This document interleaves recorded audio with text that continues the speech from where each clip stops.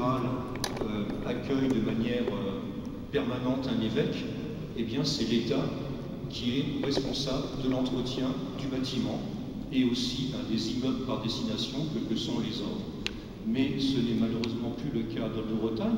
Monsieur le curé, monsieur le délégué diocésain, si vous pouviez intercéder auprès de sa sainteté pour qu'il puisse nommer un évêque de manière permanente à Dole, en dehors des fastes que ça permettrait de redonner à la cité doloise, ça soulagerait le budget communal, vous l'imaginez bien, car tous les ans ce sont d'importants travaux de maçonnerie, de charpente, de toiture, de ferronnerie, de vitraux, et sans parler d'électricité, de chauffage et ainsi de suite, qu'il faut pouvoir consacrer pour maintenir en état ce bel et majestueux édifice qui a été reconnu, remis, comment dire, on a bénéficié d'un petit coup de projecteur, car peut-être ne le savez-vous pas, mais depuis quelques semaines, le guide Michelin a réattribué à la cathédrale Saint-Sanson une deuxième étoile. Vous savez, il y a une étoile, 2 étoiles, 3 étoiles, alors je crois que ça veut dire mérite un détour, c'est ça. Donc la cathédrale de Dole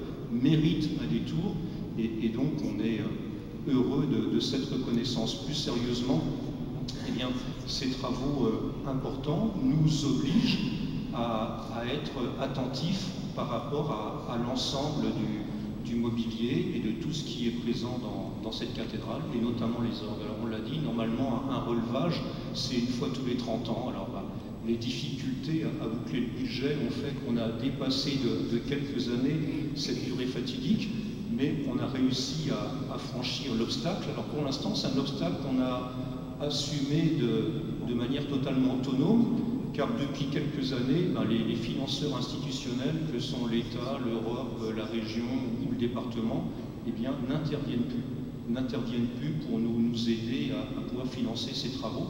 Donc ça veut dire, eh bien, que c'est le budget de la commune qui fait face, et puis c'est l'aide généreuse que les donateurs, donc vous tous, je l'imagine, eh bien, allez pouvoir faire de manière à nous soulager un petit peu par rapport à cet important budget.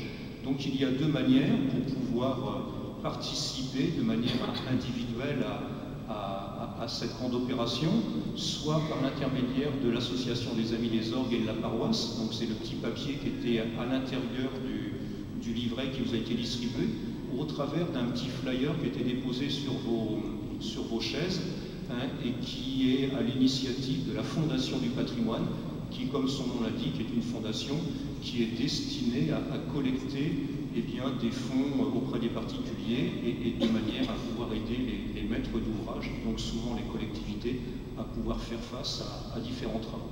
Alors je ne voudrais pas trop vous embêter avec ces sombres histoires financières. Je voudrais surtout remercier tous les artisans qui, de près ou de loin, nous permettent de vivre ce bel événement. Donc on pense bien sûr à Guillaume Beignet et à sa petite équipe, des orgues Hédelin, qui ont donc relevé ce défi de pouvoir remettre en état totalement ces orgues. Je pense au service technique de la ville de Dole, au directeur des services techniques Joseph Trabucco, à son adjointe Amélie Cordeau, qui ont assuré la maîtrise d'œuvre. Je pense bien sûr à l'association pour la promotion des orgues en Ille-et-Vilaine, qui a donné un bon coup de main à M. Trabucco pour pouvoir gérer ce dossier-là. Donc M. Yolande, tout à l'heure, qui prenait la parole et qui la reprendra tout à l'heure, M. Bretéché aussi qui l'accompagne et différents membres de l'association.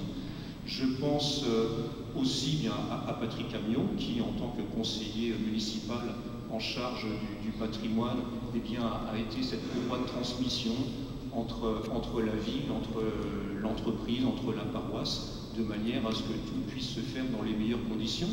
Et puis, je voudrais aussi remercier ce soir M. Pierre Pincemaille, qui, grâce à tout son talent et à toutes ses qualités musicales, permet de sublimer ces œuvres. Pour ceux qui sont un petit peu étrangers à